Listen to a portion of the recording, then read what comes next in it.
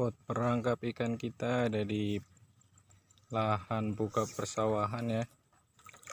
Di depannya sawah baru dibuka lahan, sampingnya masih utuh semak-semak, tempat ikan-ikan bersembunyi. Perangkap ikan kita tepat di sudut sawahan milik petani,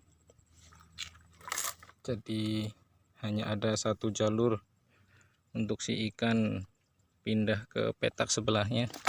Alhamdulillah, ternyata ada 2 ekor babon gabus rawa guys, ukuran besar ya untuk gabus di rawa Karangbawang.